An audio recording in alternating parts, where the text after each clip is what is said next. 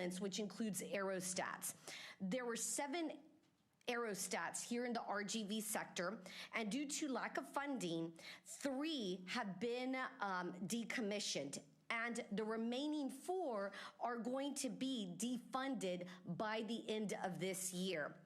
With that being said, Chief Ortiz, what is the department currently doing to assist with countering the cartel technology? And again, 35,000 that we detected in the last year. Thank you, Congresswoman. Good to see you. I will tell you that technology is probably a priority, or no, definitely is a priority for myself and my leadership. Whether it's South Texas or whether it's Arizona, the SUAS issue, as you know, cartels have deep pockets. They don't have to worry about policy. I have to worry about policy. We have 201 small UAS systems deployed throughout the country, and I intend to continue to expand that at great levels over the next 24 months. We have a counter UAS program, as you might be familiar with, and we continue to expand that because we recognize that the cartels have become awfully sophisticated, and a smuggler no longer has to leave the Mexican side to smuggle a group of migrants or narcotics across the border. He can do it virtually via a phone app and a SUAS. And so we need to continue to expand that footprint, but our policies also have to match that. We have to be able to mitigate those 35,000 drone incursions that you just described. We are on the process, in a process of mitigating a lot of those criminal organizations and being able to exploit where they're coming from, how they're doing it, and we're going to continue to expand that as much as we can. And then with respect to the aerostats, I'm a big fan of aerostats. When I was in Afghanistan, and I think some of the committee members will recall that aerostats kept us safe. And when I came down here in 2013, I was the architect of the aerostat program here in South Texas. And when I went up to headquarters, I expanded it across multiple locations across the southwest border. But it is an expensive piece of technology, and I have to find an alternative for that. Now, Chief Ortiz, can you tell the committee and the members here that are in the audience, can you tell us how deep into American soil have these cartel drones actually come in? So it will vary. Some of the drone technology that the cartels are using are very sophisticated, and we've seen incursions miles away from the immediate border area. For us, we are doing, I think, a tremendous job of identifying where these criminal organizations are operating out of, but we need to expand that. So in my debriefings with Border Patrol, I have heard that these drones from the cartels have come up to 8 miles into American land. Would you say that is an accurate statement? No, ma'am. How far do you believe that they come into American soil? I think it depends on terrain. A lot of areas along the southwest border are very mountainous when you think about what we have in Arizona and El Paso. But then when you think about what we're dealing with here in South Texas and in some areas in West Texas, pretty flat country. So cartels can operate via line of sight. And once again, it really depends on their ability to leverage existing systems, whether it's cell phones and whatnot. We just recently lost some of those aerostat balloons in this past January. So what is the measure that the department is using to fill the gap until we get to the next step? We currently have a team deployed and looking at some alternatives to a similar type of platform, but that's less expensive. What we've seen in the past with aerostats is in these areas, and high winds. Chief Ortiz, I'm sorry, I'm out of time. I'm just going to ask you, how fast can we deploy some of this technology? We're hoping to deploy it in the next 6 months, ma'am. Thank you, and I yield back. The gentlelady yields. I want to thank our panel of witnesses for their incredibly valuable testimony today. And Mr. Kagan, I want to especially thank you. You were a Democrat-invited witness, and you showed up. So thank you for that. The folks who invited you bailed on you, but thank you both for your service to our country and for being here today. And the members of the committee, they may have some additional questions for you. They'll submit them in writing, and it would be great if you could get that back in writing. The witnesses are dismissed, and our committee stands in recess for 15 minutes. Well done. Well done. Great, folks. Great job.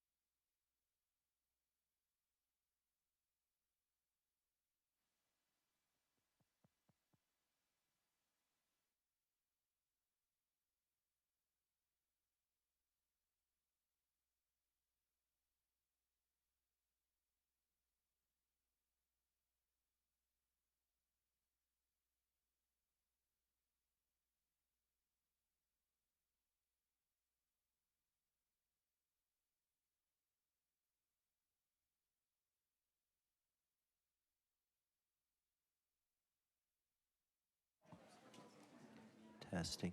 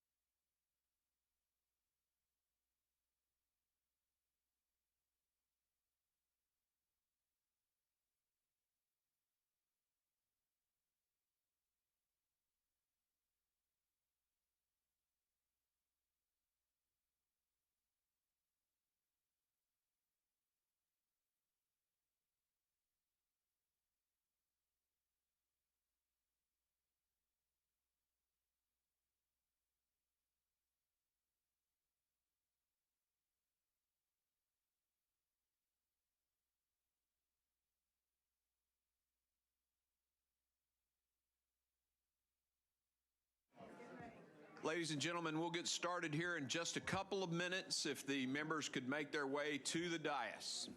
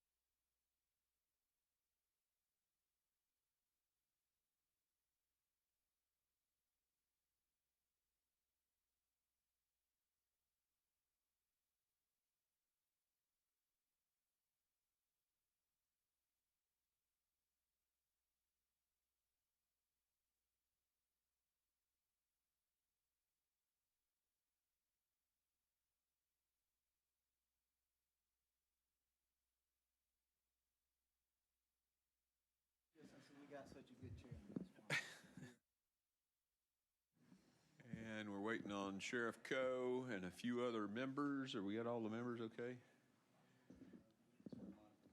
Can you guys find our other witness for us? Thanks, Ryan.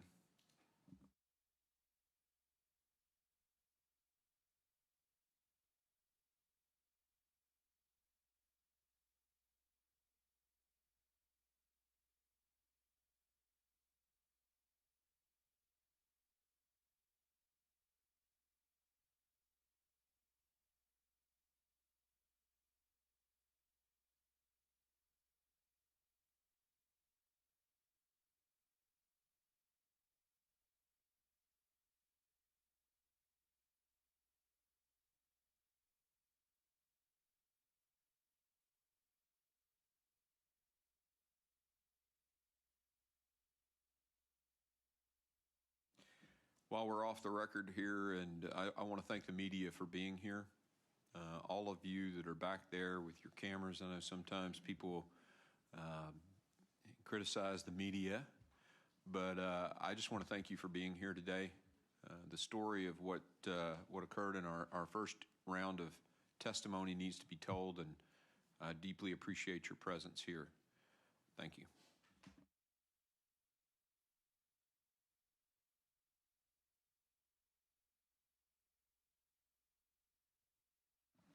Mr. Chairman? Yeah, go ahead. While we're waiting, I would offer to write their headline for them.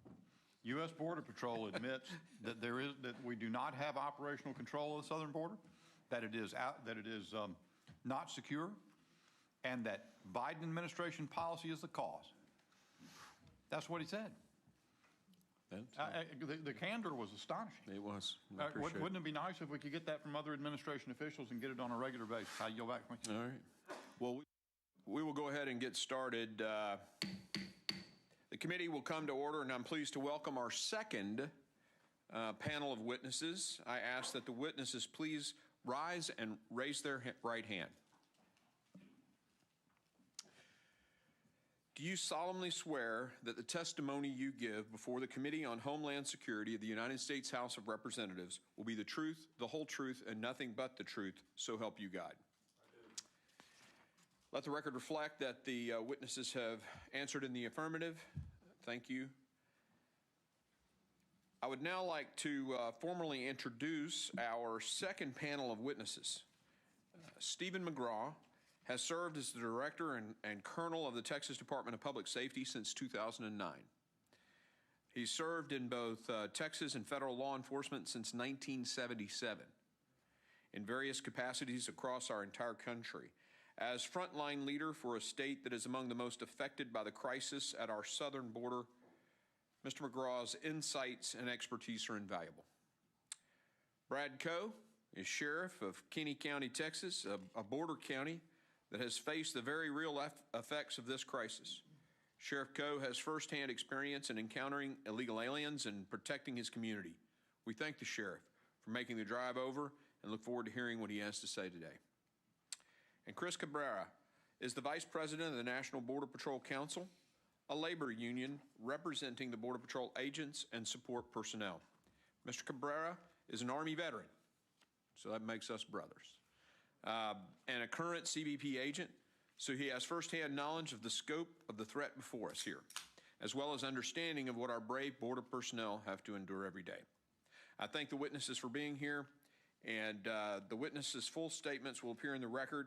I now recognize Mr. McGraw to kick us off for 5 minutes to summarize his opening statement. You're recognized.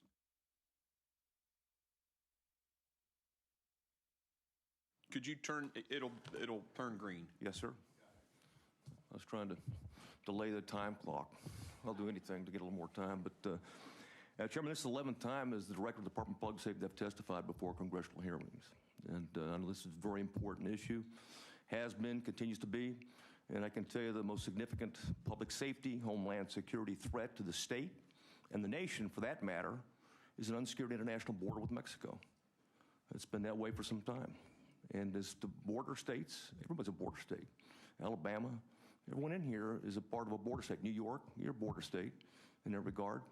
Simply because we've failed to secure the international border with Mexico. What's happened over the years is we've allowed the Mexican cartels to metastasize to something much larger than they've ever been. The most powerful, ruthless, depraved, and violent criminal organizations in the world, and they're on our doorstep.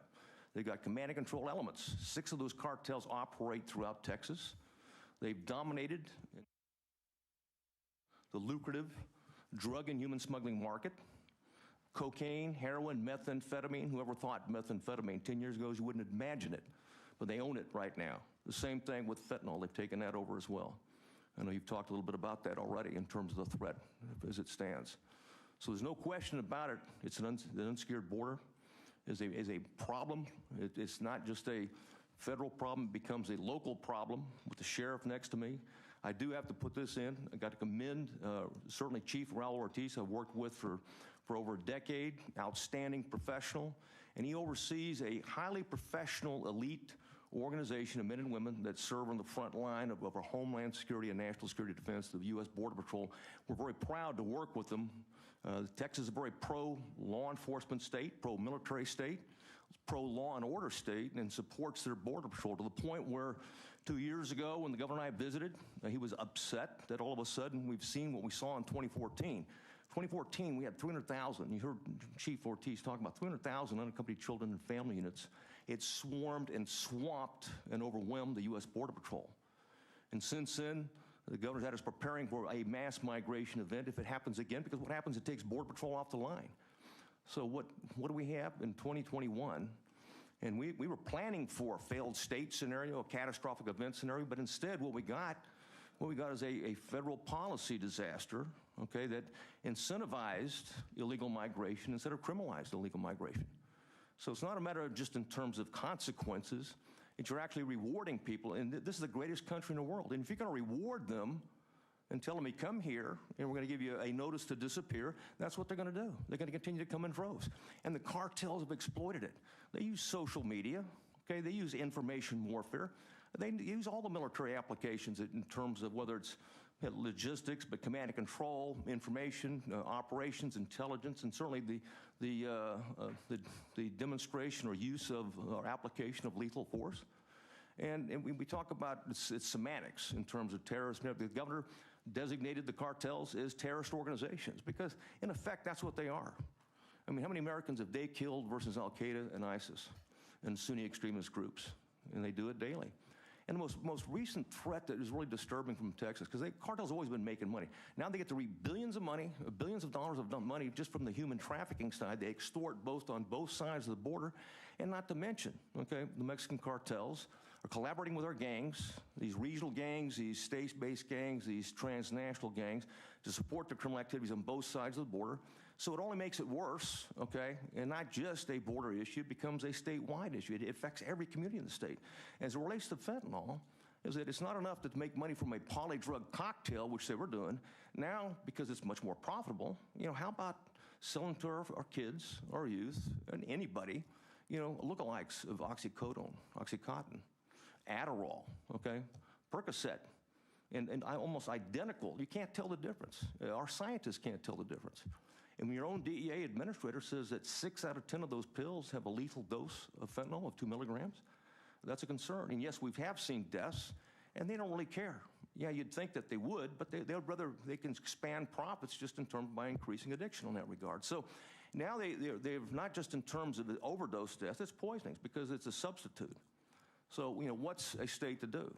And under Governor Greg Abbott, he launched Operation Lone Star over 2 years ago and deployed thousands of National Guard troopers, special agents that work for DPS, and certainly our Texas Rangers, our tactical teams, aircraft, you know, tactical Marine unit.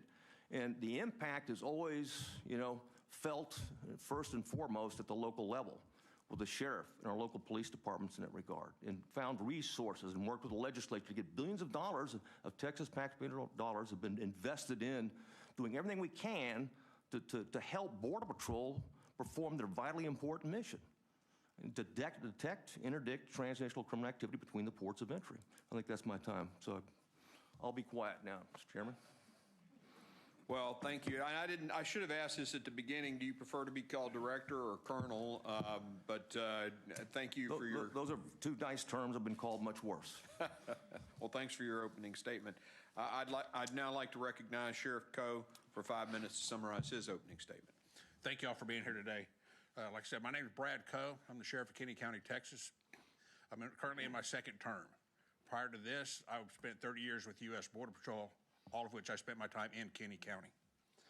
Kinney County has 16 miles of riverfront property with Mexico, and we are the 27th largest county in the state, but population-wise, we only have 3,200 people. I have 6 full-time deputies and 8 part-time deputies to cover the 1,300 square miles, which most of our time is spent close to town, leaving very little coverage for the rest of the county. Currently, we're under siege by illegal aliens and smugglers coming through the county, trying to get to destinations within the United States. With the current open door policy, Kinney County has seen a dramatic increase in illegal alien activity. The number of migrants seen on game cameras that I currently have deployed throughout the state, thanks to DPS, we're averaging between 160 and 180 people per night that are going through the county unchallenged. That comes out to roughly 60,000 people enter through my county this year. These are also considered godwise by Kinney County because we don't have the resources to go out and track and try to apprehend these people walking through the county. The damage to fences, water lines, and structures has ranchers spending more than they can afford to keep their properties up and running. The loss of the ability to grow crops is also a huge issue.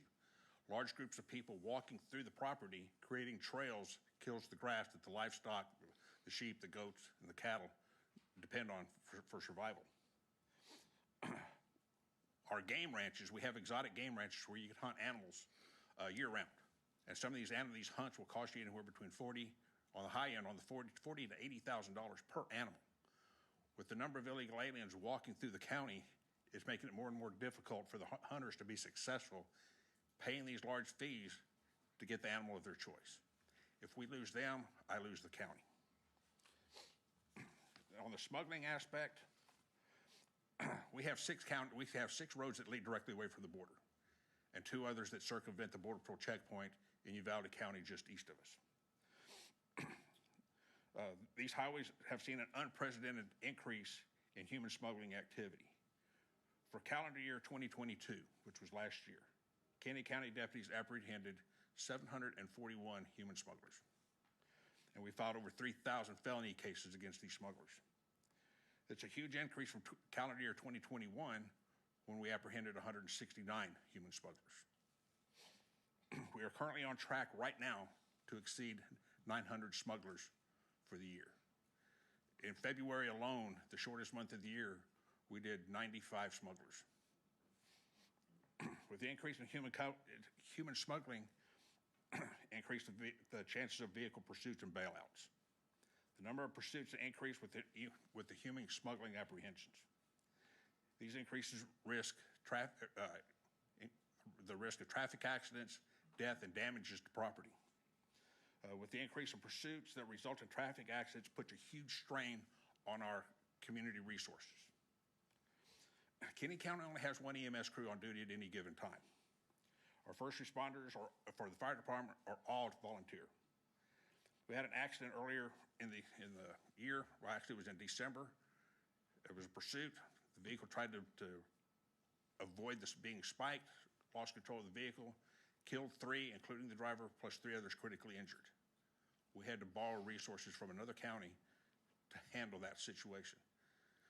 Our EMS crews were completely tied up, which took them away from their regular duties of servicing the county. Like I said, our volunteers for the fire department, they were all on scene. They had to leave their jobs to come help with that accident. Because it was a rollover, because people were ejected and killed, we had to call in air support.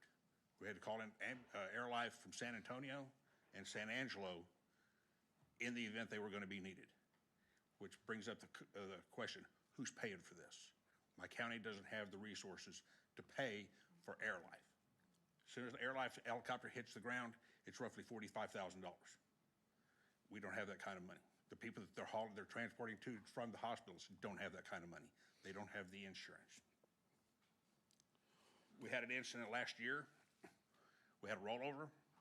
EMS shows up. Our only crew shows up. They're about 20 miles south of town. One of our locals in town suffers a heart attack. He didn't make it. Would he have made it had EMS been able to get to him in time? That's one of the questions we will never know. And that is all I have. Well, one other thing. I have to fight tooth and toenail to get what I have to protect my ranchers. That's all we have. We had a movie industry, Lonesome Dove, The Alamo, on and on. About 150 movies were made in Kenny County during the lifespan of Alamo Village. That has gone away.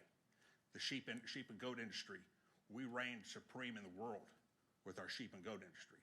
That has gone away. All we have now is our hunters. That's all we have to protect the county, to support the county. We have one grocery store, one gas station, and 3,200 people. If I lose any of that, I lose the whole county. And I will go to my grave fighting for this to keep my county as safe as I can. Thank you. Thank you, Sheriff. Really appreciate your testimony. I now recognize Mr. Cabrera for 5 minutes to summarize his opening statement. Good morning, Chairman Green. Thank you for providing me the opportunity to testify on behalf of the National Border Patrol Council. The NBPC represents 16,000 frontline agents of the Border Patrol. My name is Chris Cabrera. I joined the Border Patrol in 2001 after serving 4 years in the U.S. Army as a paratrooper. I spent my entire Border Patrol career here in the Rio Grande Valley sector of Texas. In fiscal year 2022, the Border Patrol made an unprecedented 2.2 million apprehensions. This figure is approximately 5 times the number of apprehensions made in the last year of the Trump administration. It's a clear sign of how the border policies of this administration are failing. Approximately half of the individuals we arrested last year were expelled under Title 42. As you know, this authority will cease after May of this year. And what happened to the other million that were not expelled? The vast majority were released into this country under either a notice to appear or paroled. In addition to apprehensions we made, there were well over 1.2 million confirmed illegal immigrants that evaded capture in the last 2 years. They got away simply because we didn't have enough manpower to apprehend them. To put this in perspective, the Rio Grande Valley is approximately 1.3 million people in the population. We had almost the entire population of this region escape, just walk right into this country last year. If this isn't the definition of a problem, I don't know what is. If we are going to address this chaos in the border, we need 2 things. First and foremost, we must end catch and release. Winston Churchill once famously said that Americans always do the right thing, only after they have tried everything else. When it comes to catch and release, I believe that Winston Churchill was right. First time I testified before Congress was before the Senate Homeland Security in 2015. I told the Senate then, and I will tell you today, as long as we continue to release illegal immigrants into this country, they will continue to come. It's that simple. Ending catch and release not only makes common sense, it's the law. Section 235B of the Immigration and Nationality Act requires Homeland Security to detain all migrants apprehended entering illegally. Homeland Security may, and I emphasize may, parole individuals on a case-by-case basis for humanitarian reasons or significant public benefit. That's not what the Biden administration has been doing this past 2 years. A federal judge just vacated the administration's parole policy, which is a catch and release by a different name. The second issue is Congress's responsibility. And you need to resource the Border Patrol to accomplish our mission of securing this border. Border Patrol staffing hovers around 19,300 agents. The Tucson sector chief just recently testified before House Oversight Committee that the Border Patrol needs 22,000 agents to deal with this current crisis. Increasing our net manpower by 2,700 agents is going to take tremendous effort that will require us to do two things simultaneously. First, we need to keep the agencies we already have, and we need to recruit more agents. It sounds like a simple problem. Our Border Patrol attrition rate is 6.9%, which is 72% higher than the Office of Field Operations. The bad news is that our attrition rate is expected to climb over 9% by 2028. The primary reason we cannot retain and recruit agents is the lack of pay parity with other federal law enforcement agencies. I have spent most of my life protecting this country, whether it be for the Army or the 21 years I've spent in the Border Patrol. I've told my wife that you don't join the service to get rich. However, if I were to leave for another agency, I'd probably make about $15,000 more. For many agents with young families that come from different parts of the country, it's a no-brainer for them. So they leave as soon as they get here. It's simple for them. If we continue to hemorrhage personnel, there's no way we're going to secure this border. We spent billions on aircraft, on technology, on fencing, and that's great. We appreciate all of that stuff that you guys have given us. However, we have not sufficiently invested in our agents, which is the most important element in border security. Last Congress, Senators Portman, Sinema, and Lankford introduced S4775, which has a provision, Section 4, to address our recruitment and retention issues. I know the committee is working on comprehensive legislation to address this crisis. And I appreciate your effort and the fact that you came all the way down here to have this hearing that we need. Now that you know what we need, I respectfully ask that you take action, and that action must include addressing our retention and recruitment issues. Thank you for the opportunity to testify, and I will gladly answer any questions you may have. The gentleman, I want to thank all three of you for being here. I really appreciate it. I want to ask the members that they'll be recognized, or tell the members they'll be recognized in order of seniority, as typical for our committee for questioning. If there is time for an additional round, we may allow that to happen. And again, we'll be recognized in order of seniority. I now recognize myself for my 5 minutes of questioning. Mr. Cabrera, and is that Cabrera, or how, I want to make sure I'm pronouncing your name correctly. Cabrera is fine. Cabrera, okay. Could you briefly talk about how the Border Patrol agents have been affected by the border crisis physically and mentally? You know, physically, it's been a rough patch for us these last few years. We lost many agents to COVID. We lost quite a few to COVID. We've had a couple officer-involved deaths with, just recently in December, we lost an agent to a vehicle accident. On top of that, suicides. Border Patrol, I think, lost 17 people in the last year. Put that in perspective, the NYPD has 35,000 officers, I believe, more or less, and they lost 4. So it is a big issue. We see a lot of stuff out there that the average person doesn't see. I think that what hits folks hardest is what happens with the children we see. We see a lot of young kids coming across, 3, 4, 5 years old, 7 years old, that are unaccompanied. Their parents are already here in the United States, and they send them by themselves. And who knows about the hundreds, if not thousands more that never make it through. So that I think is more on the mental aspect of it, as well as some of the physical. It's a difficult job. It's increasingly getting harder by the fact that we're not put in a position to do the job that we were trained to do. I mean, I think the Border Patrol is the only union you're ever going to see in the history of unions that is actually asking for more work. We're just let us work, let us do our job. We don't care where you put the coffee pot. We don't care about lumbar supports for our chairs. We just want to go to work. And we're just asking that you let us work. Well, I really appreciate that.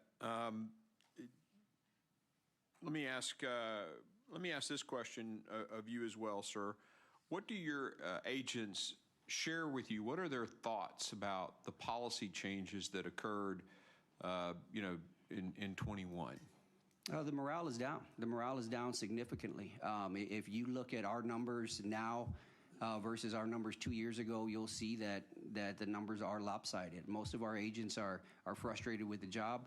They're frustrated with the fact that we're babysitters.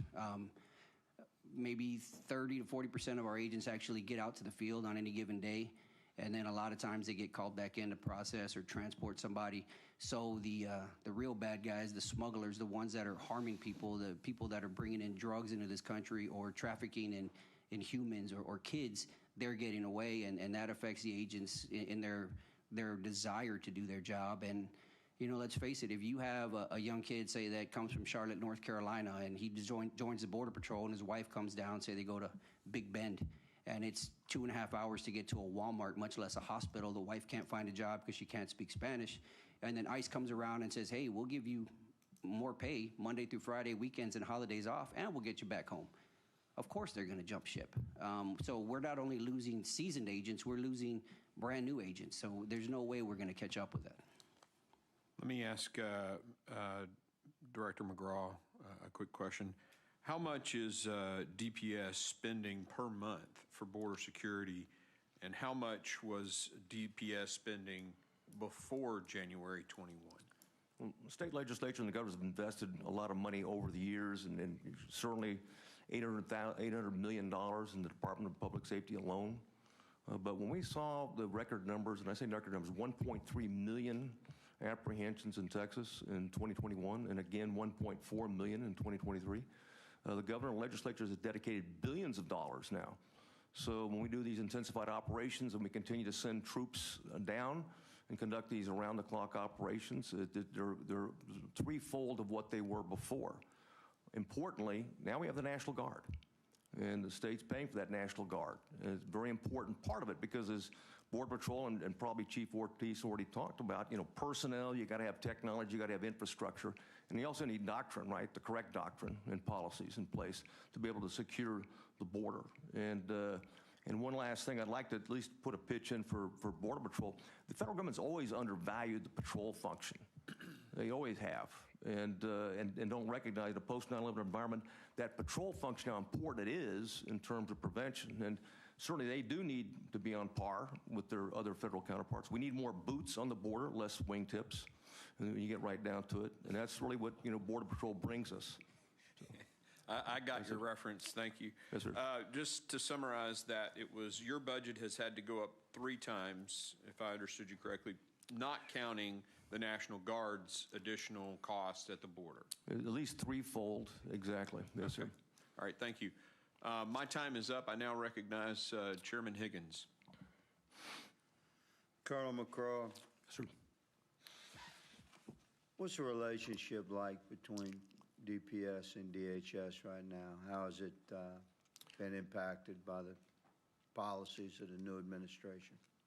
And we don't let the policies of an administration impact our relationships with our partners, bottom line. It's too many law enforcement officers in Texas, 70,000, local and state. And so we work well with our federal partners. We integrate operations. It's Texas. We get along with each other. We like each other. We respond, and we got each other's back. So it hasn't changed. It hasn't changed. That's the kind of answer I would expect from a law enforcement professional, because you're referring to your relationships with the men and women you work with on a regular basis to perform your mission to the best of your ability. The current administration, as every executive administration in the United States, has a constitutional responsibility to secure the international borders, to help our sovereign states maintain operational control with the Mexican border is absolutely a constitutional requirement. Do you feel that this administration, compared to the last administration, is fulfilling that obligation? Well, absolutely not. Obviously, I testified, or in my written statement, is that we've incentivized, a global mass migration event, and that deliberately impacts on Border Patrol and law enforcement in our communities across the border. So clearly, it's had a negative impact, and there's consequences. There's an unsecured international border. I agree, Colonel. Would you concur that ultimately the responsibility for that failed policy is upon the shoulders of Secretary Mayorkas and President Biden? I'd say it's certainly the administration. Exactly who, it doesn't really matter. It's a failed policy, and it's a federal responsibility to do it, and it's not being done, period. Well, I would say that it falls upon the shoulders of Secretary Mayorkas as the executive that allegedly has the background and the knowledge to perform according to the instructions of the President of the United States. He also has a responsibility to advise the President if the President's policies are failing in the mission and actually bringing injury upon the nation. So I would say the failure of our policies as we see them at our southern border falls squarely upon the shoulders of Secretary Mayorkas. Sheriff Coe, my 1911 brother, thank you for being here. No, thank you. Let's talk about what happens to these illegals when they get into the country and into your county. You come across these guys, you have to take them into custody in some way. What happens after you have concluded your law enforcement interaction with them? What's the responsiveness of ICE under this administration versus the last? Well, if my deputies come across them, say, on somebody's property, we file charges on them for criminal trespass. DPS and the governor was very gracious, giving us a $2.5 million grant to assist with the prosecution and hire people so that we can get this done. Same thing if we catch a human smuggler. We file charges on them on everything that we can stack on them, and it's been very successful. One of the issues we do have working with ICE and some Border Patrol is Border Patrol will catch them, and the landowner is present when they're caught, and the landowner will say, I want these turned over to the county, to the sheriff's office, so I can file criminal charges against them. Border Patrol refuses. If we catch an illegal alien and for whatever reason we cannot prosecute them because we don't have bed space for a female or they're underage, whatever the case may be, we have problems having ICE to come pick them up. They say, no, it doesn't meet our status, so we need to kick them down the road. So, Sheriff, the state charges, if you're able to prosecute under state charges for, say, criminal trespass, you conclude that adjudication at some point. They're still illegal within the country. Has the federal government put you in a position to illegally release aliens within the country? Several times I've tried. I'll give you an example. We had an accident. There were 3 that had very minor injuries. They refused to go to the hospital. EMS cleared them.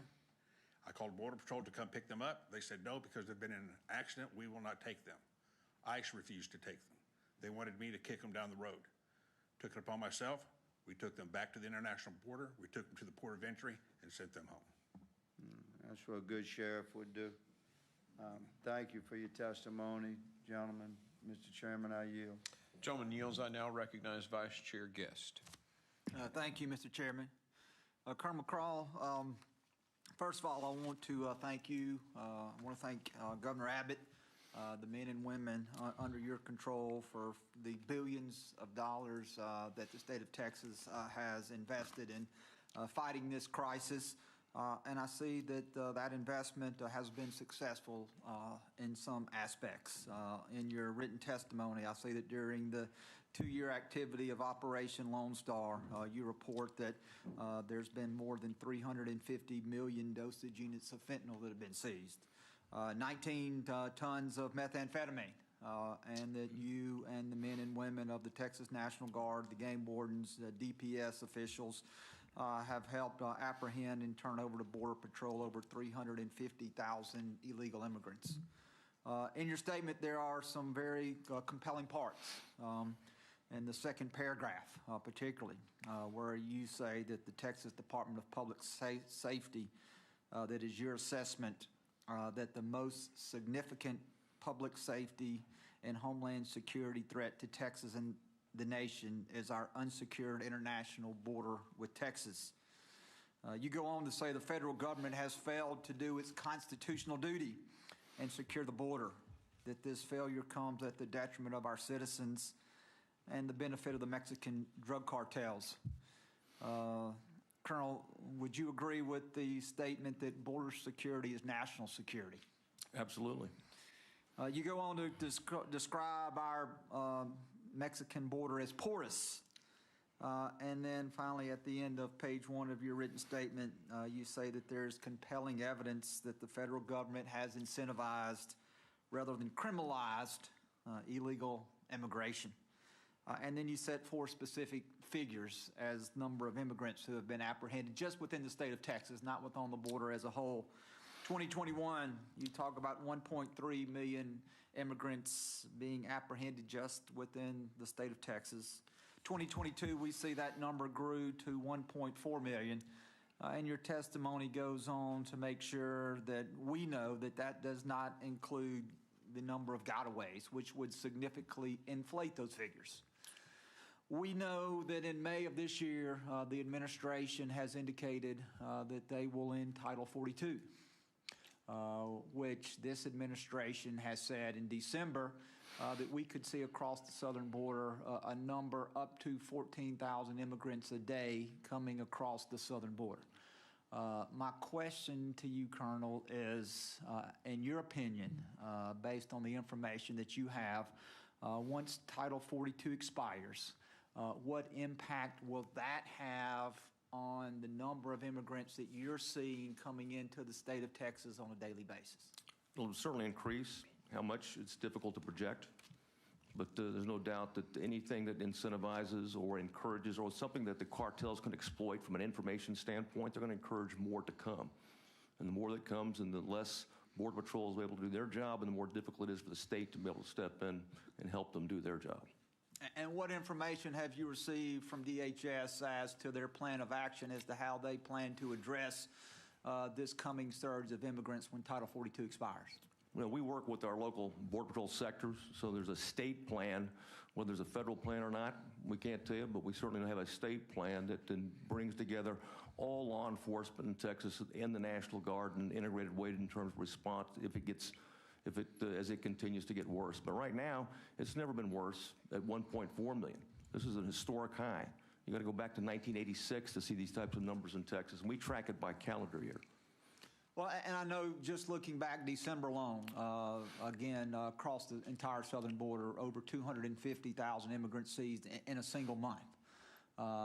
If Title 42 goes away, if the predictions that this administration has in place, those numbers will far exceed the worst month in the history of immigration. And so I guess my question is there currently a plan in place that you're aware of by DHS as to how they intend to handle the surge? Have they briefed your agency? Because clearly you're providing support capacity to our frontline CBP officers. And so here we are roughly 2 months away, 60 days away from Title 42 going away. Is there a plan in place? Have they briefed you and your department on what you can do to prepare for the coming surge? And I'll yield back after the answer to that question. Yeah, there is a plan in place because the state of Texas doesn't need the federal government's permission to protect it. The governor has made it clear that we're going to have a plan in place. We have a plan in place. It's integrated across all 3 levels of government, and it's multi-jurisdictional and multidisciplinary, I can tell you that. Thank you, sir. The gentleman yields, and I now recognize the gentleman from North Carolina, Mr. Bishop. Thank you, Mr. Chairman. Gentlemen, this hearing has already been extraordinarily significant because the U.S. Border Patrol chief testified to Congress that the administration's policy of releasing illegals in the United States as opposed to detaining them and removing them is the cause and the driver of the crisis at the border, which he characterized as being out of control and not subject to operational control of the United States government. So that's a big deal. And now I'm curious, in this stage, Colonel McCraw, you said something that sort of got me back on something that sort of is something I've focused on a lot or thought about a lot. And I don't know what your answers are going to be. They may be adverse to me politically, but I'd be fine. Because I think about, we all focus on the circumstances as they are, and they're very bad, and all the bad effects that we're seeing in terms of members of the Border Patrol, Mr. Cabrera and their families, and Sheriff, what you're seeing in chases in your community, Colonel, what you're trying to do in terms of the investment your state has to make to get this under control. But here's what I wonder about is where could we go? If this continues as it is for another 2 years, we're only halfway into this through this administration. They're devoted to this policy that's so destructive. So where could we end up later on? And my mind always goes back. The phrase that you used, Colonel, you were talking about the cartels, the transnational criminal organizations, and you mentioned command and control. I heard earlier that 35,000 flights that Congresswoman De La Cruz pointed out of drone flights. They're coming across. I made some people sort of smile, not knowingly, when I asked them here a year or so ago, why we don't shoot them down? And they all saw like, you can't do that. So we're having, they're bringing drugs and people over with the use of far better equipment than Border Patrol has available. I always get the name of the town wrong. I think it's Culiacan. In January, had not the first, but the latest war between the Mexican military and the Sinaloa cartel over the arrest of Ovidio Guzman, son of El Chapo. And I would love to show you these pictures. I don't have them, but the Los Angeles Times has some great pictures that show flaming tractor trailers and smashed cars and one or two of the narco tanks with these improvised rigs on them that cartel fighters taking on the Army, firing 50 caliber weapons at aircraft in the air. And I understand it's a whole different deal in the United States, but if you have, I'm told, Mr. Cabrera, that Border Patrol always tells me that nothing comes across the border unless the cartel permits it. And I understand, is that basically true, sir? Yes, sir, that's true. And I hear that $15 billion of income comes to the cartel just from the fees for people to come across. And a lot of them owe those fees. We're hearing about those stories. And I heard HSI, or I forget what it is, which agency, but is seeing a surge in violence relating to collecting those fees. So you have hundreds of thousands or millions of people coming in. Obviously, most of them perfectly fine people, and they want to abide by the law, but they're all under the thumb of a cartel that's growing across the border. And you talked about the command and control, the capabilities they have, Colonel. What's to prevent them from developing in the United States the circumstance that you saw in Culiacan, where they could go to war against American law enforcement and military forces?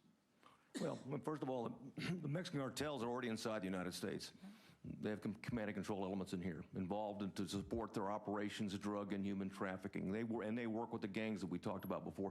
Where you see most of the violence, manifest itself as relates to the cartels is with gangs and through gangs. If you talk to local law enforcement, anybody will tell you, even in the fentanyl market, it doesn't matter what market it is, it's the gangs and their collaboration with each other and with the cartels are the biggest problem right now. The Mexican cartels own Mexico. It's the bottom line. Through intimidation, hyper-violence, coercion, and frankly, corruption. If our policy continues to profit them and build the people they can abuse and manipulate for their own purposes, couldn't they strengthen in the United States to the point that they're that kind of a hazard? Well, a seemingly compassionate policy of allowing everybody in the world to come to the United States is anything but. Because you turn them over, as you noted, to the Mexican cartels. And there's too many rapes, there's too many violent crimes that are committed upon those women and children that are moved into this country. And the extortion continues, not just in terms of when they get to the river, they got the money, they'll continue it on in stash houses. In some cases, Chinese in particular, we've come across in terms of where they're indentured servitude. They don't have $50,000, $70,000 to pay to get here. They owe a criminal organization that money, to be able to work off their debt. And whether it's the sex trafficking industry, we've seen when young girls and women have been attracted and recruited from Central America and Central Mexico on the promise of a domestic servant. I mean, these are brutal, depraved, cowardly criminals that can care less. And certainly they impact. In our profession, it's the absence of crime and disorder that defines success.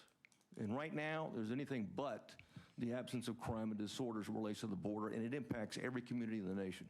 At risk, the chairman will gavel me down. I'd like Mr. Cabrera to answer that question, too. Do you see any risk of the kind of specter that I described in the United States? As far as that happening, I mean, we have had issues here in the Rio Grande Valley. I know that there's cartel members living among us in our area, not just in our area, and probably everyone's area that are just flying under the radar.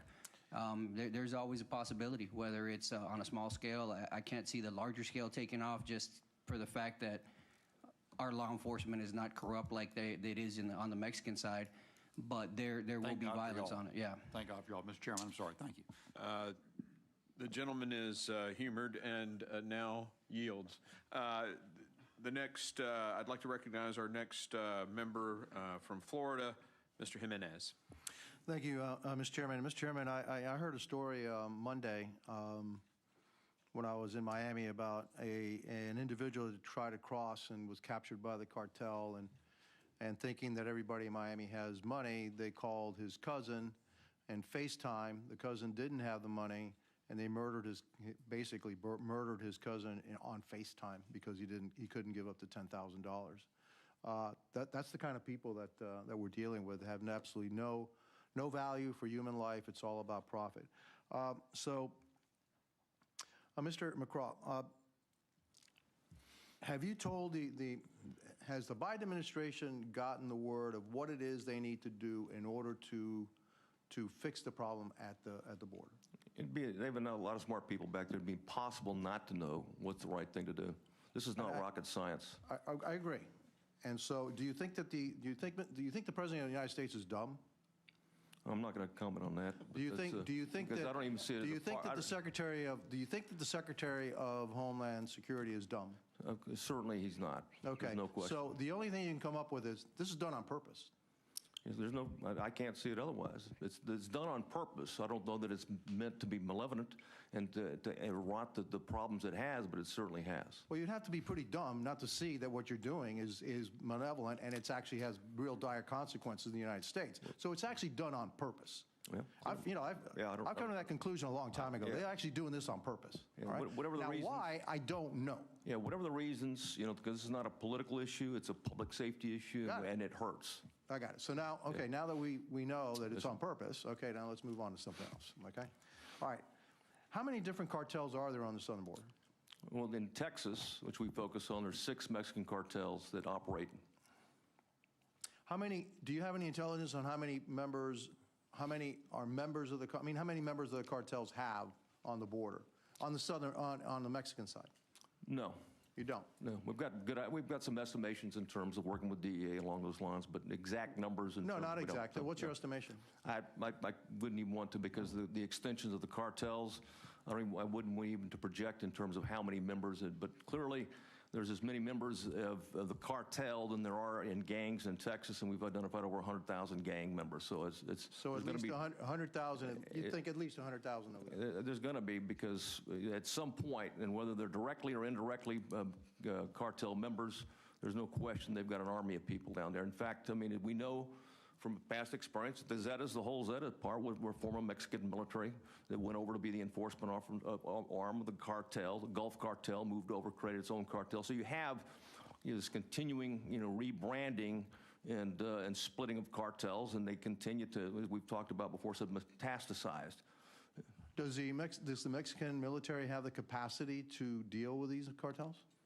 They haven't demonstrated the capacity to deal with the cartels. But do you think they have the capacity? I don't know. Okay. Because the capacity includes will. Well, that's my next question. You beat me to the punch, because then do you think they have the will? Well, I know the government of Mexico does not have the will. Thank you. I do too. I think the government of Mexico does not have the will. They may have the will if the drugs that are poisoning us were actually poisoning the Mexican people. So I really have starting to have some doubts about where this government of Mexico lies. And is there a deal, a secret alliance, something that says, hey, keep the drugs out of Mexico, okay, and I'll leave you alone. You can go ahead and poison the Americans all you want. There's no news to the fact that Mexico has had issues with corruption as it relates to the Mexican cartels. And yet the policies of the Biden administration actually helps the cartels because they're making huge profits off of immigration, right? So these policies actually are helping the cartels grow in power and their ability to kill Americans, and yet the Biden administration knows they're wrong and continues to do it. Yeah, well, there's clearly there was at the end of the day, the impact on the cartels is they're richer and more powerful than they were before this mass migration began. All right, and that is all due to the failed policies of the Biden administration, which we have to assume they know are wrong. I'm not going to say what they assume. I just know that it's not rocket science to figure this out. Yeah, or brain surgery, actually. I mean, we have a physician I think here, brain surgery is a little complicated, but yes, okay. Yes, sir. I got it. Okay, thank you. Yeah, I yield back. Thank you. And I recognize our next witness, or our next questioner, the gentleman from Texas, Mr. Pfluger. Thank you, Chairman. I thank all of you for being here, for your service to protect this country and keep it safe. We have had what I would characterize as a groundbreaking testimony today by Chief Ortiz, Chief of the Border Patrol, and he said that he does not believe we have operational control over the southern border. Number two, he does not believe that in at least 5 of the 9 sectors along the southwest border that it is secure, and that we have a policy crisis. And Mr. Cabrera, I'd like you to speak on behalf. How many people do you represent in the National Border Patrol Council? 16,500. Please speak on behalf of 16,500. Do they believe that we have operational control of our southern border, that it is secure? Absolutely not. We've heard a lot today. I appreciate your testimony about the morale. Do you feel, again, speaking on behalf of those 16,500, do they feel supported by the Commander-in-Chief, by Secretary Mayorkas? Do they feel like they have the resources they need to do their job? Absolutely not. How sad is that, that you have testified that we have not sufficiently invested in our agents? We hear you. We support you. How sad is it? Do you want a bipartisan solution or just one party supporting you? Oh, we need a bipartisan solution. This immigration, especially what happens to these women and children along this border, has nothing to do with politics. I mean, no. If we lined all these kids up in the room, I'm sure you guys would come up with a solution in a matter of hours. And how sad is it that our colleagues on the other side of the aisle are not here in McAllen today in the Rio Grande Valley to see those unaccompanied minors, to hear the stories, to talk to you, and to hear you saying that you have a recruiting and a retainment problem, that we had 17 plus suicides last year. It's very sad. Colonel McCraw, thank you for your service. Just about an hour ago, I talked to a family member, the daughter of one of the 3 women who is missing in Mexico, from Bonitas, right here in the Rio Grande Valley. Very sad situation.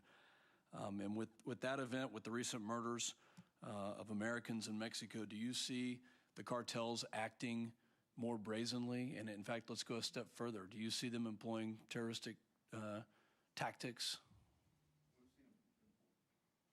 They've been employing terrorist tactics for years. This is nothing new.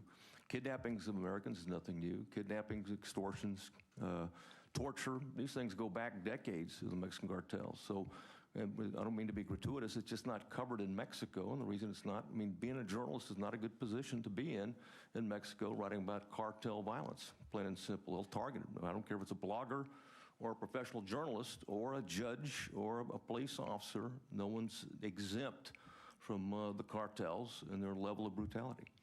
All 3 of you are law enforcement professionals, military experience. If you see an enemy use a tactic, technique, or procedure that threatens the lives of those that you're in command of or civilian populations, do you disseminate that information? Certainly. So if it's been alleged that there was an IED that was used by the cartels across the border, would that be something that our Border Patrol agents would want to know? Absolutely. I know as a Border Patrol agent, I'd like to know something like that was happening, regardless of where it is on the border. I think it needs to go out across all agents, all stations, that be on the lookout for something like this, because it could mean your life. Absolutely. I assume the same for the Sheriff's Department and for DPS throughout the state of Texas. Certainly. Yeah. Colonel, can you talk to the expense that the state of Texas has had to endure because of the abdication of responsibility of the federal government? I'm talking all the expense, from the hospitals to the jails, the Operation Lone Star and Stone Garden. Just in the last couple of years, it's billions of dollars, but there's even more cost because every time we get a surge like this, and where we take troopers, we take special agents, Texas Rangers, and we take resources from other parts of the state, as sheriffs know, from those locations, and we send them down to the borders to be able to do intensified operations. And that takes away a public safety value in those areas. So it becomes more safe here, supporting our Border Patrol partners, less safe there. So there's an impact in terms of statewide, and we recognize that. And certainly the governor recognizing that, and the state legislature has recognized that. But the governor's made it very clear to me is that at the end of the day, is that a secured international border with Mexico is an absolute imperative. And without that, we don't have public safety in our homeland security in Texas. I thank you, gentlemen. Thank you for your testimony and your service. With that, Chairman, I yield back. Gentleman yields. I now recognize the gentlelady from Georgia, Mrs. Green.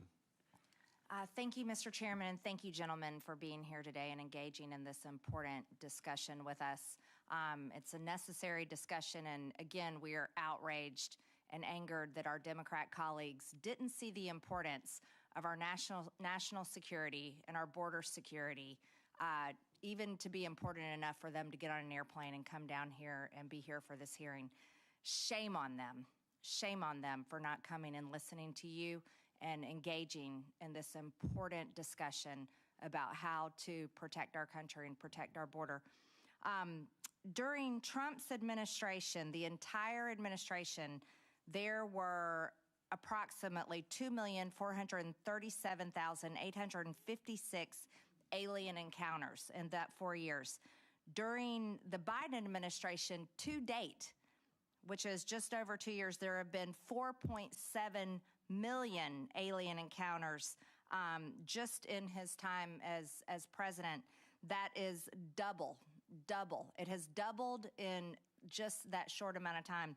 Now, under the Trump administration, there were 581,257 gotaways during 4 years. During the Biden administration, to date, it is 1.3 million gotaways. This is an incredible increase, and it is not by mistake or accident. In your opinion, each of you, what are the policy changes that have happened to contribute to this invasion of our country? Mr. Cabrera. I think first you have the parole. We're paroling people into the United States instead of mandatory detention, mandatory removal. The talk of ending remain in Mexico and then putting it right back on a couple days later, that had some issues. Before we could send everybody back, and after Biden restarted it, we could only send certain folks back. I think those are the two biggest ones. If we continue to let people come in, they're going to continue to come in. It's just like with a kid. If you let them do certain things and you tell them no, but there's no consequence to it, they're going to continue to test those limits, and that's what we're seeing. We can tell them all day long that if you come, we'll send you back. But once we release them into the country, they call home, they put it on Facebook or Instagram or whatever they use, and more people come because regardless of what I say or the commissioner or whoever, their brother, their sister, their cousin told them how to do and how to do it and how it's done, and so they do it. Open door policies. Sheriff Coe. Well, I agree 100%. Because of the lack of consequences, they just continue on. That's why we've started prosecuting for criminal trespass, and we've seen it effective because we're pushing the foot traffic into another county. We're still catching them, but not as many, but we're pushing them to another county. I hate to do that, but that's the only way I can protect my county. So there has to be consequences. That's right. Colonel McCraw. Agreed with Agent Cabrera. Thank you. It is my opinion, and I have co-sponsored legislation to impeach Secretary Mayorkas for his failure as Secretary of Homeland Security to do his job to protect our country, and in not doing his job to enforce policies or bring policies under the Biden administration that allow our good men and women of the Border Patrol and ICE to do their jobs. And I think that's something that should be done, definitely.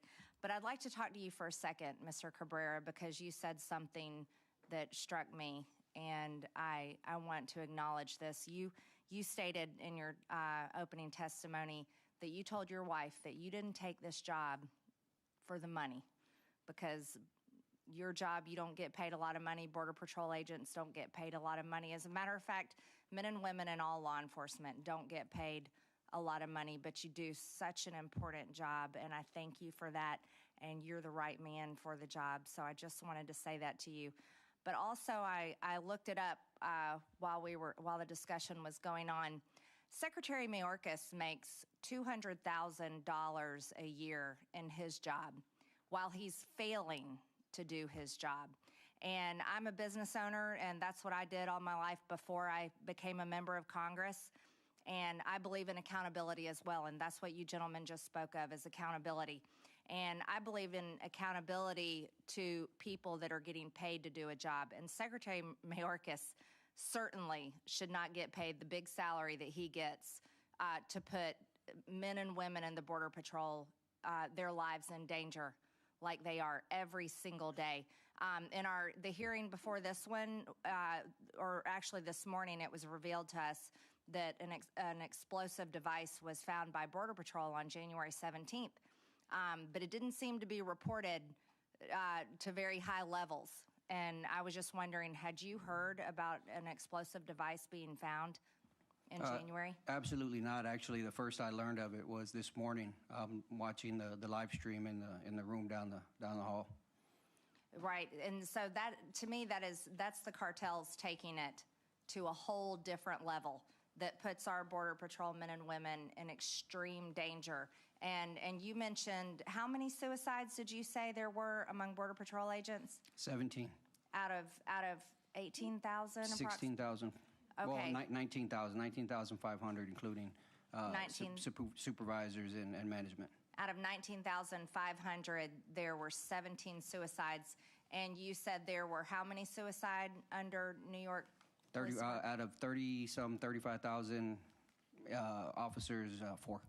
4.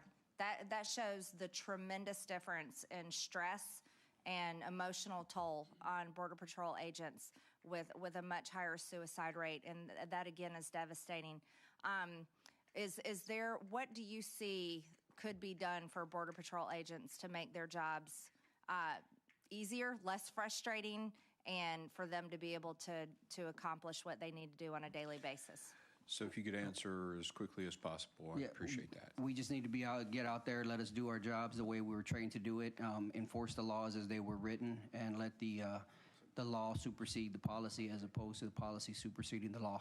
Thank you. Well said by a paratrooper. All right. The gentlelady yields, and I recognize Mr. LaLota from New York. Thank you, Chairman. Gentlemen, thanks for being here, for what you're doing for our great country. I represent a suburban district in New York. I'm about an hour or two east of Manhattan. I'm the Yankee in the crowd, and I appreciate your hospitality.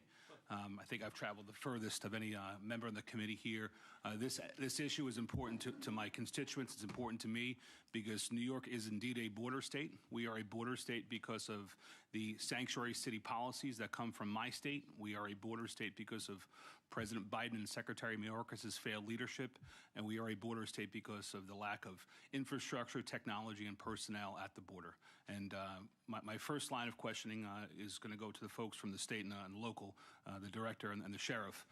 You folks are stepping up and are leading where the federal government is not. This should be a federal issue. The federal government has a responsibility to secure our border. And in absence of that, I commend you and I thank you on behalf of my constituents for stepping up. We've had tons of fentanyl deaths in our county, about 400 recently. We have crime, we have overcrowding in our schools, we have legitimate people looking to go through the immigration process, and folks have cut that line, but your leadership, gentlemen, has helped thwart some of that.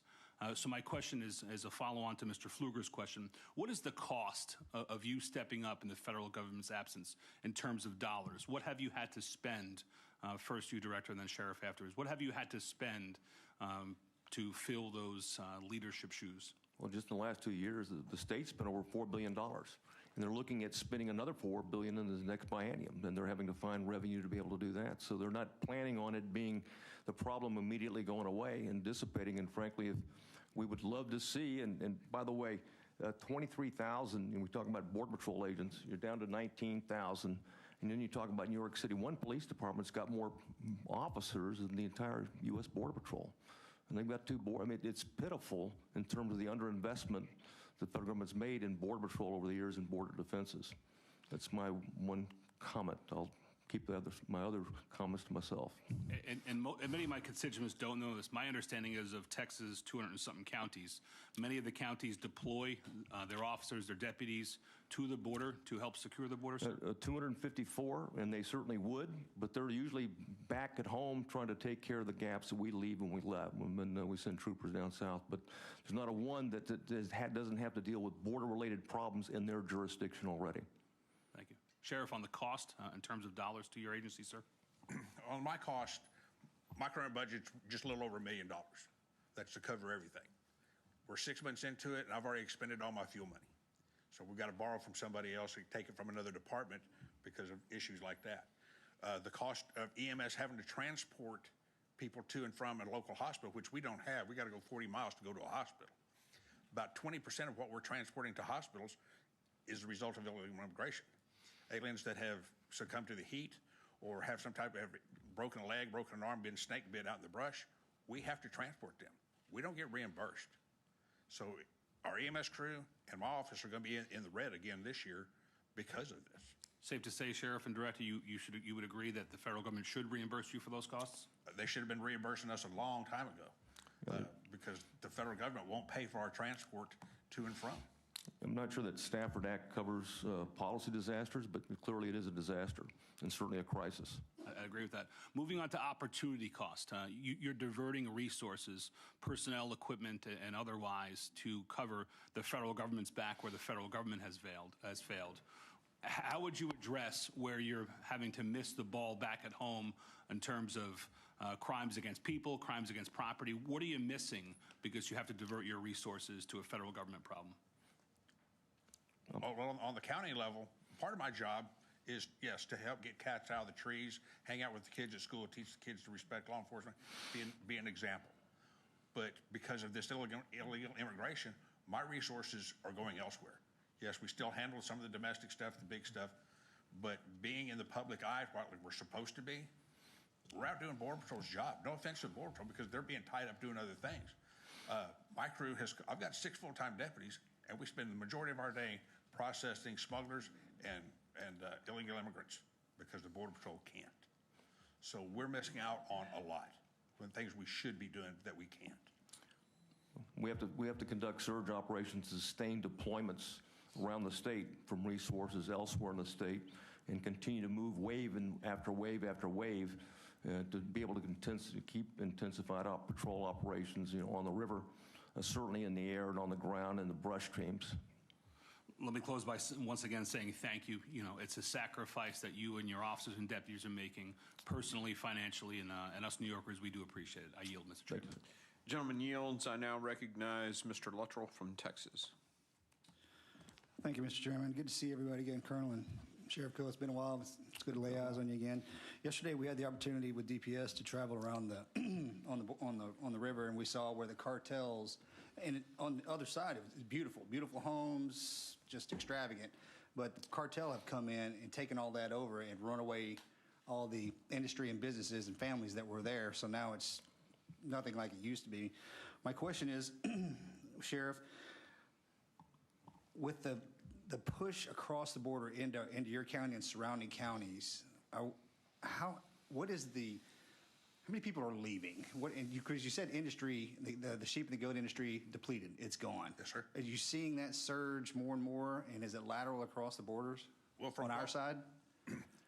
If we go by the last census, the current census shows we have a population of 3,100 people, almost 3,200. The census before, we had 3,900 people. So by that, we've lost 700 people in the past 10 years. But what we're starting to see because of this is, yes, people are leaving, but they're selling their properties. We've got one really nice piece of property that I'd like to have, but he's tired of fixing his fences. He offers hunts to wounded warriors, and he's constantly in the public eye in our county anyway, helping with the 4-H, FFA, Little League, et cetera, et cetera. He's getting ready to pull out, and we won't see him again. So we will lose that part of the industry, that tax base, plus his goodwill towards our county keeping us afloat. And the only people that are buying big tracts of land right now are the people that are subdividing it. They start subdividing it, they want to divide it. He's got 3,500 acres. Somebody wants to come in and buy that subdivide it into 10,000 or 10-acre plots, which will completely destroy my county because people are tired. They're getting ready to leave. Just to clarify something that you and I spoke about, if a rancher's fence is torn down and their livestock exit the ranch and get on the freeway, the highway systems, and a vehicle strikes that animal, it's the rancher's responsibility to pay, correct? Correct. The rancher is responsible for that animal getting on the highway. And that happens quite often. It has happened quite often. Okay. Mr. Cabrera, and this is the hard one. This is the nut we can't seem to crack. And when it comes to morale and health, I mean, in Big Bend, 2.5 hours to the Walmart, that's not going to change. Yeah. That's just not. Yeah. We have to figure out another way. How can we help enhance the want and desire to become an agent, but serve in these challenging areas? You know, I think a big part of it is going to be pay parity. You know, if somebody can leave to a different organization and get closer to home, I mean, it's just common sense. You know, they're going to go home, and what the old saying is, "Happy wife, happy life." You know, and some guys will take the commute. Some guys drive 2 hours from El Paso, but it starts to become a drain on them little by little. So I know the patrol has done some things as far as making it a hardship station where you could stay for X amount of years, then you could transfer to a station of your choice. So stuff like that helps out. This may be a little technical, but with just the advancements of technology in the areas that we are short on officers, would it make more sense if we surge technology into places that maybe necessarily people don't want to operate and have that assist a smaller number in order to enhance numbers somewhere else? Most definitely. I mean, you look at the aerostats, those big blimps you see. I mean, those things are wonderful. They work wonders for us out here. And I know most of the patrol has lost access to those. We still have them in the McAllen areas. And once we lose them, and we will, it's gonna be a big blow to our agents because they're very useful. They can operate around the clock. They're not worried about fuel like the helicopters. If you could get those in other places, that would greatly help. I think we might work on that. I yield back, sir. The gentleman yields. I now recognize Mr. Strong from Alabama. Thank you. Sheriff Coe, you mentioned that the population of Kinney, Texas is declining. I already got that question answered. What is the capacity of your jail in Kinney? Right now, my jail is closed down because it's old and it doesn't meet jail standards. Okay. How many schools do you have in Kinney, Texas? One. You have one school. Do you have illegal aliens being taught in your school? At this time, no. Thank you. And I also want to thank you for going the extra mile and rather than just kick the can down the road, taking those illegals back to the border and send them back where they came from. That right there is very commendable. Colonel McGraw, do you believe it's time that the U.S. military stops this invasion of the southern border? Yeah, I certainly believe it's time for the federal government to do its sovereign responsibility and whatever resources it needs to do it. Thank you. I yield back. The gentleman yields. I now recognize the gentleman from Oklahoma, Mr. Burkeen. Thank you, Mr. Chairman. Sheriff, you had mentioned something. This was not be something that's part of the record of this hearing, but I had a chance to introduce myself to you. I liked your 5-inch brim and your good leather work on your belt. Thank you, we had a conversation before this hearing started where you had mentioned to me in 2005, circa, that there was a policy that you paid attention to, detention, consequences. I'd like for you to elaborate on what you shared with me in private to this committee. Okay. Back in 2005, I was with U.S. Border Patrol. We started a program that was called Operation Streamline. We started in one little part of Del Rio sector and expanded it as it went on. But every illegal alien caught, everybody, male or female, was prosecuted for 8 U.S.C. 1325, which is illegal entry into the United States. It worked. We had areas in Eagle Pass, Texas that were seeing groups on apprehension on a daily basis anywhere between 50 and 150. Once we started that prosecution, they went someplace else. Once they moved, we moved with them. And after about a year and a half, our apprehensions went through the floor. Where we were apprehending 150, 200 a day in Brackettville, it went down to 10 or 12 a day.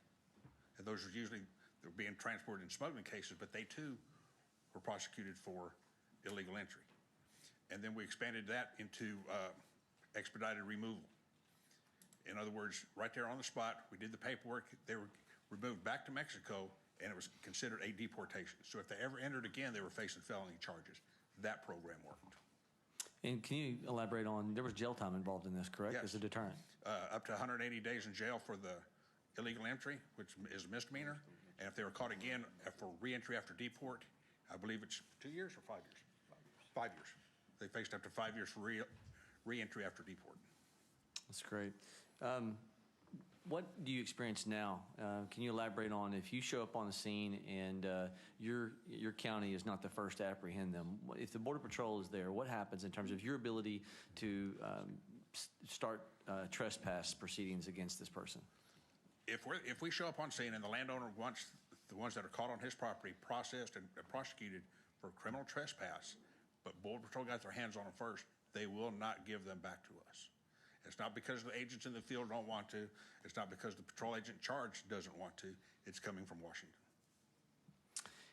And there's so many years of experience here in front of us at this table of dealing with this.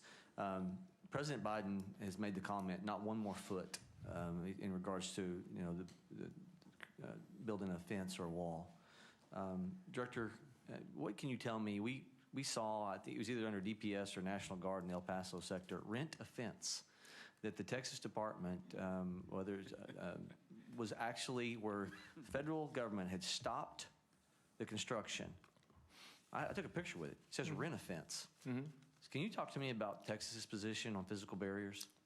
They're an absolute necessity. And as Congressman Luttrell indicated, sometimes you don't need it. Big Bend's a pretty good infrastructure itself if you've got technology employed, but clearly El Paso, when you have Venezuelans swelling along the Del Norte Bridge in trying to push in, if you don't have the infrastructure, and certainly on some of the areas where Texas Military Department has put concertina wire and other infrastructure, then you're going to get people able to move in such quantities that you can't stop it. So infrastructure plays a key role, and I think that whether it's permanent infrastructure or even temporary infrastructure where we had to use simply because we don't have time to build the type of fence that needs to be there, it's important. And Mr. Carrera, you represent 16,000 Border Patrol agents out of almost 20,000. And what is the guys and gals that you work with, what's their position on physical barriers? We have people across the nation post-86 amnesty who would talk about that there's no value in physical barriers. What are the people that you work with and your years of experience, what does it tell you on the value of physical barriers to solve this problem? They work. I mean, it works 100%. You may come over that wall. If you climb over that wall, the chances are that our agents are going to be there to meet you on the other side. In Hidalgo, if there was no wall there, from the time you left the river to the time you disappear into the community is less than 30 seconds. But with that wall up, that gives us a good 3, 4, 5 minutes for you to get over and get down, and our agents are there. So without that wall, it doesn't stop everything, but it gives us enough time to get in position. And I mean, there's one around the White House. There's a reason that it's there, because it works.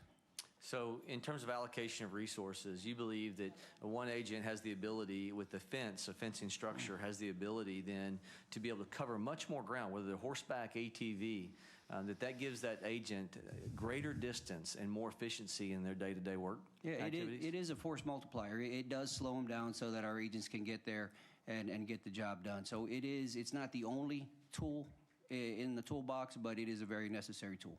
Thank you. I yield. The gentleman yields. It would appear that I skipped one of our members. My apologies. My deepest apologies to the gentlelady from Florida. You are now recognized, Ms. Lee. Thank you, Mr. Chairman. Today's testimony makes clear that Mexican drug cartels are trafficking narcotics, weapons, and children across our southern border, and that border security is collapsing under the failed policies of the Biden administration. We must recognize that the Biden administration's reckless failure to secure our border is allowing criminals to enter our country and undermining the rule of law. Between October 2022 and January 2023, Customs and Border Patrol officials arrested 9,445 individuals with criminal convictions, 209 members of known criminal organizations, and 53 people whose names appear on the FBI's terror watch list. What's even more concerning are the estimated gotaways who we cannot track.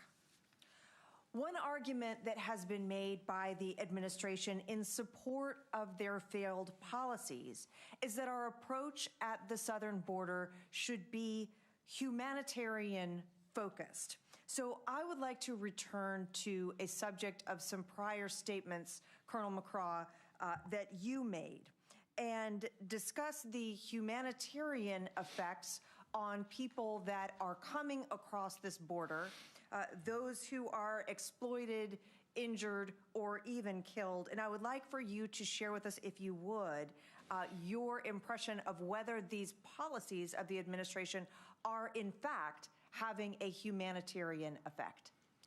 Well, it may seem compassionate, but anytime you attract millions of people from around the world to essentially turn themselves over to the Mexican cartels, and we've described in detail in terms of how violent and ruthless they are, you're basically setting them up to be victims of crime. And it happens again and again and again. And not just when they get, before the river, but on the river, but in the other side of the river. And the Sheriff Code talked about in terms of abandonments. And you'll see even kids, because kids are great. You can bring them with them. The younger, the better. So bring a kid in your family unit if you're captured in that regard. But at the same point, they abandon those kids. And I don't know how many lives we've lost. I don't know Kinney County, but certainly Brooks County, right by the Falfurrias checkpoint. All of these things are playing out. Investigations that we conduct. Investigations are very important when we target the cartels. Very important to do. But sex trafficking investigations. We've talked about these major cases. What these cartels and these organizations do is to people is undescribable. You don't hear about it. It's not reported much, but it's happening, and you see it in our investigations, and you see it in patrol operations. Tell us, if you would, what are the primary types of those investigations that you see, the common things that are happening, criminal conduct that's occurring, that's victimizing these individuals who are attempting to cross the southern border illegally? Well, first and foremost, it's very difficult to tell the difference between smuggling and trafficking anymore with the cartels. So first and foremost, the money on the front side, you can argue, well, that's just the smuggling fee. But when they get across, they're maintained and housed inside stash houses, and they insist upon calling relatives to get more money. So it's kidnapping, in effect. Then you get them when they finally go to their final destination. They know where they're at. They know how to get in contact with them in that regard. And now it's extortion. They continue to pay money back to the cartels that they owe because they couldn't afford to pay all of it. And, going back to the policy side of it, is that people, will give up, and they've demonstrated again, they will sell everything they have to be able to try to come to the United States because it's that important. If they believe they have an opportunity, they won't if they believe that there are consequences. Agent Cabrera, I'd like to ask a similar question of you. One thing that you mentioned earlier was your belief that if the children who you had seen victimized as part of this flood of individuals illegally across our southern border were here, that we would reach a policy solution. Tell me, if you would, what it is you have observed with women and children and how they are being treated coming across our southern border. Just the other day, probably about a week or so ago, maybe 2 weeks, it was about 35 degrees, 40 degrees, somewhere in there. And we had a little boy that was brought up by another group that found him crying on the river. He was 4 years old. He had one shoe on. He was soaking wet. And his parents were already here in the United States. We see that all the time. We see little girls, 5, 6, 7 years old, that their parents are already here, and they sent them in care of a smuggler. And the parents are in Houston or in Detroit or wherever. A while back, I had a 13-year-old girl that came up to us, turned herself in at the wall in a group of about 70. We asked for her documentation, and she handed us her birth certificate. She didn't say a word. All she did was cry for the hour and a half it took for the buses to get out there to come pick her up.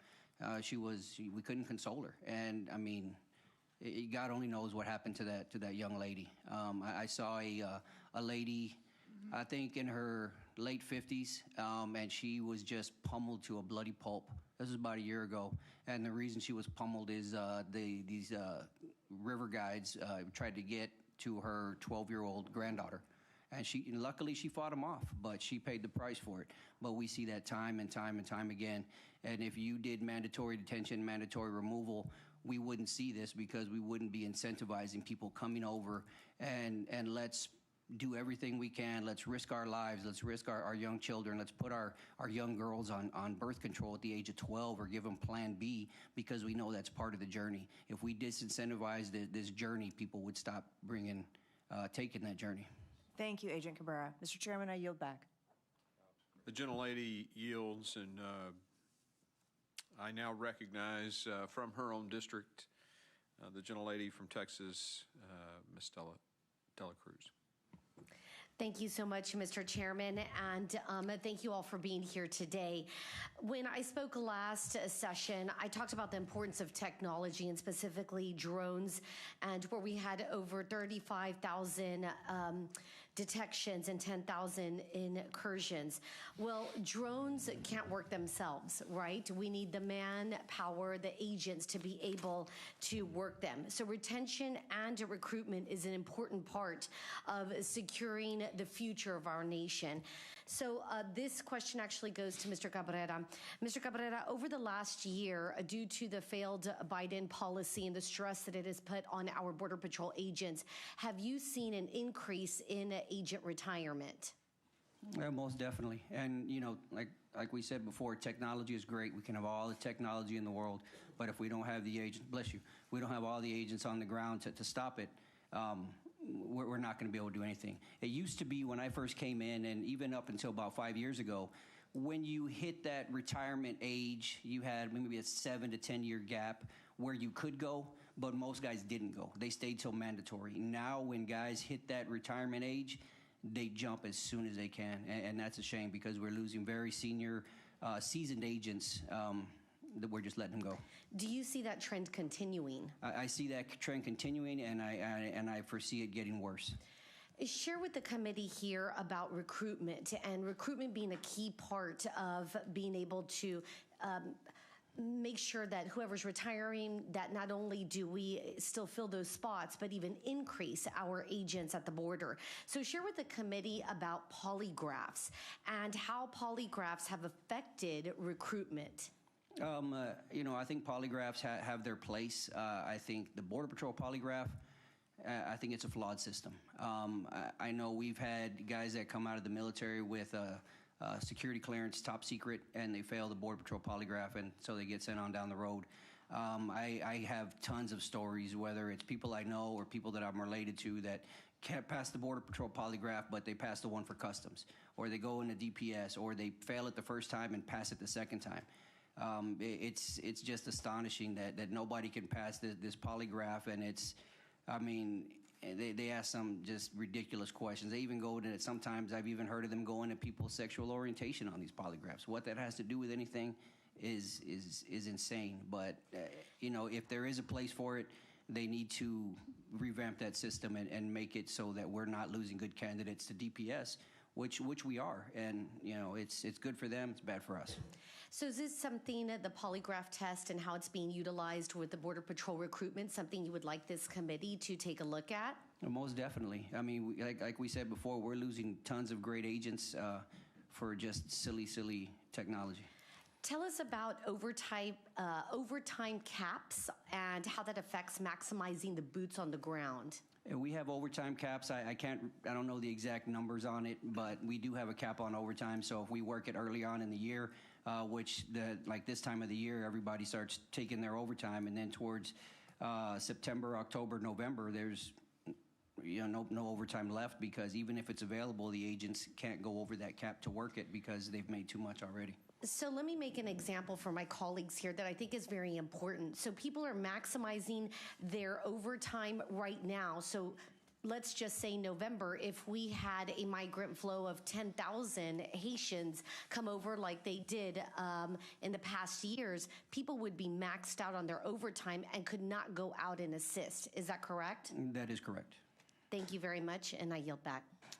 The gentlelady yields, and I just want to add that in the border bill that we have put together, the polygraph issue is addressed. So hopefully the administration will sign that bill and the Senate will pass it. But for prior law enforcement and military, et cetera, those with the security clearance, the polygraph will be waived. A couple of admin notes. First, for the committee members, we have some food for you in the roundtable room, and we will do the press conference in about 20 to 30 minutes. Mr. Chairman, could I ask you, I know that every member was notified about... The gentleman is recognized. Thank you. Mr. Chairman, thank you. I know that every member was notified about this committee hearing. Could you tell me what date we were notified so that we could make our schedules available for this most important hearing in Texas? Well, actually, the press, give me just a second. I got to find the exact date for you. February 24th, Mr. Chairman. It was at least a week ago. I want to give you the actual date. February 21st was actually the first notice. Thank you. Yep. I thank the panel of the witnesses for being here. Incredibly valuable testimony. The members of the committee may have some additional questions for you, and they'll submit those in writing. You can submit your answers in writing. Pursuant to the committee rule 7D, the hearing record will be held open for 10 days for such testimony. Without objection, the committee stands adjourned.